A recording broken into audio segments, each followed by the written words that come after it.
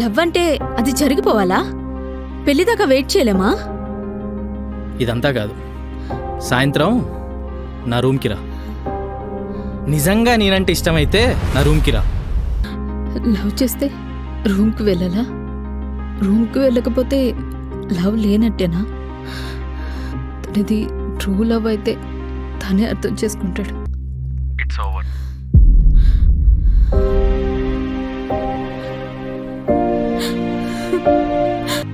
నేనొక మంచి life partner గురించి చూస్తున్నాను.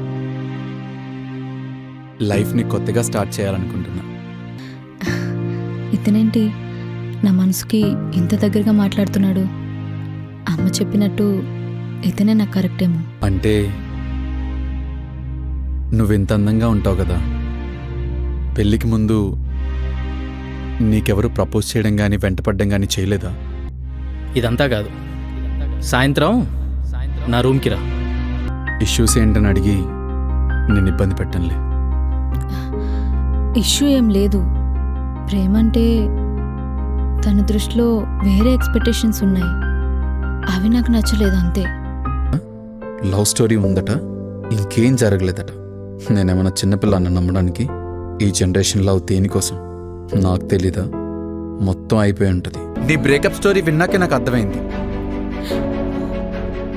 నీ బాయ్ ఫ్రెండ్ రూమ్కి పిలిచే టైపు, నువ్వు కూడా వెళ్ళే టైపే కదా.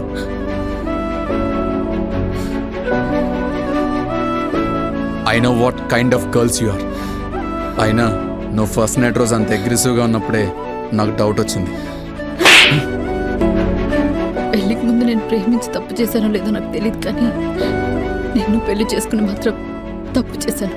చాలా చాలా చాలా పెద్ద తప్పు చేశాను. ఆ రోజు తను నన్ను రూమ్ పిలిచాడనే కదా నేను వాడికి బ్రేకప్ చెప్పింది. ఇలా ఎలా మాట్లాడగలుగుతున్నావు? నేను మనస్ఫూర్తిగా ప్రేమించాను కాబట్టే ఆ రోజు నైట్ నేను మనస్ఫూర్తిగా నీతో పడుకున్నాను. నా ప్రేమ నీకు కనిపించలేదా? ఈ 1 yearలో నన్ను నేను ఎంత మార్చుకున్నా అది నీ కోసమే కదా, నీ ప్రేమ కోసమే కదా. ప్రేమలో ఉంటే ఒకరికి ఒకరు ఫిజికల్గా కలవాలని రూల్ ఉందా? ఆ తప్పు ఎవరూ చేయొద్దు. లైఫ్లో ఏం జరుగుతుందో ఎవరూ ఊహించలేం. నేను జస్ట్ ప్రేమించాను, కానీ ఏ తప్పు చేయలేదు. పెళ్ళి అంటే ఒకరి మీద ఒకరికి నమ్మకం ఉండాలి. అది లేకపోతే ఏ బంధమైనా నిలబడదు.